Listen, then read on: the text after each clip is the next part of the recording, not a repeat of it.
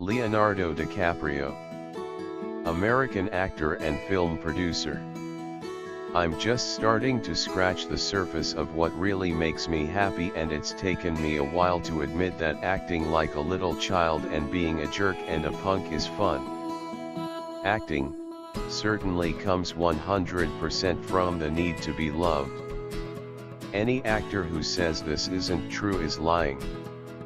Don't think for a moment that I'm really like any of the characters I played. I'm not. That's why it's called acting. The best thing about acting is that I get to lose myself in another character and actually get paid for it. As for myself, I'm not really sure who I am. I change every day. Acting is the only time when I truly maintain the spontaneity that I want to be present at all times. From an outsider's perspective, it's amazing what Clint Eastwood does. If he's not directing a film, he's acting in it, or rather he's composing the music for that film. His commitment to what he does is astounding for all of us to witness. It's inspiring, actually. I've been in the business since I was 16, so I've had a 14-year career. I've always had acting in my blood. Doing this, whatever it is, was something I was drawn to since my earliest memories. Ironically, I lived in Hollywood, but never understood that all it took was getting an agent and being persistent. The good thing about acting is that it always keeps you on your toes. It's not like any other job where you can go in and do the same thing as yesterday. I've been planted here to be a vessel for acting. That's why I'm really taking any part, regardless of how complicated it's going to be. I like to be able to play a character and act out a lot of things which I can't or don't do in my normal everyday life.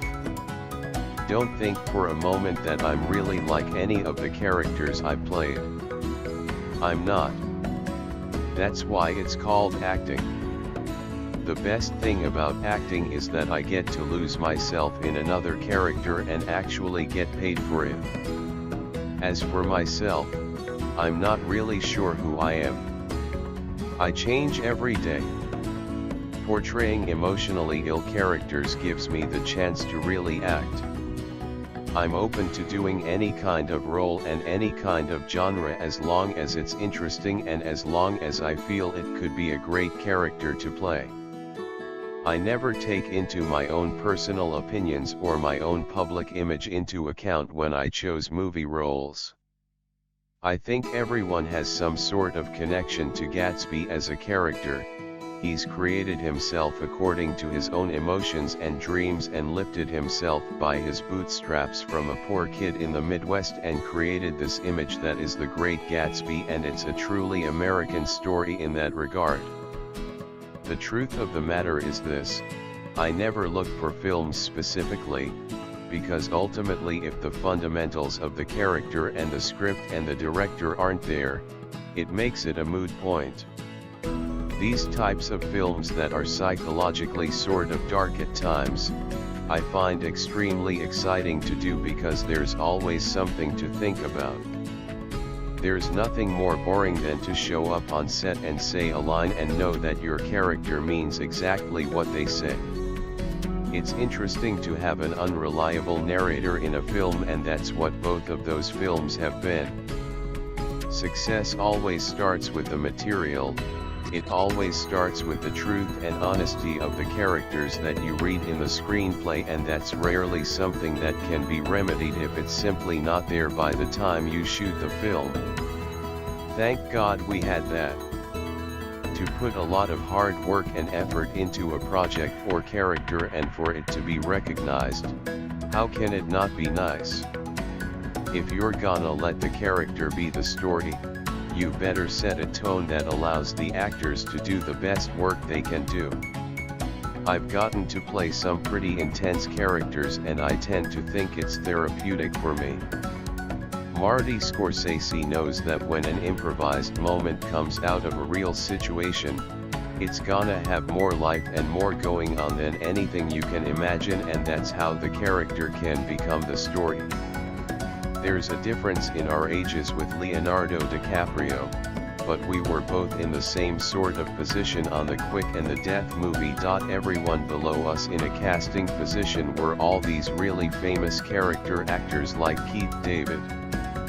And they were looking at the two of us going, who are these guys? So that naturally kind of put us together in a way where we just hang out together because we didn't care about status.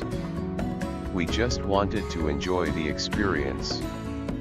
The two things that have changed about Leo DiCaprio since that time: he can drink legally and he's no longer a virgin. As an actor, you're constantly searching for that great character.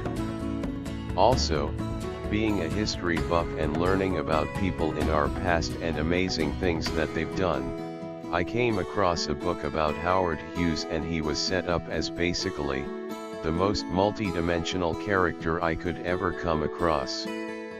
Often, people have tried to define him in biographies, but no one seems to be able to categorize him. I couldn't deal with playing a character who rides motorcycles and has a leather jacket and is a tough kid, you know. When I can't immediately define the character, and there's an element of mystery to it and still a lot to be explored, that's when I say yes. Yes, I can play younger than my age. But I can play characters older than I am, too. I'm not an actor who can just play the kid. We actually did a lot of takes on this movie. J. Edgar Hoover. I never left the set wanting more. That's for sure. I don't know. This was a very difficult character for me and a lot of the other actors here, and at times we went and did 8 or 9 or 10 takes on a single day.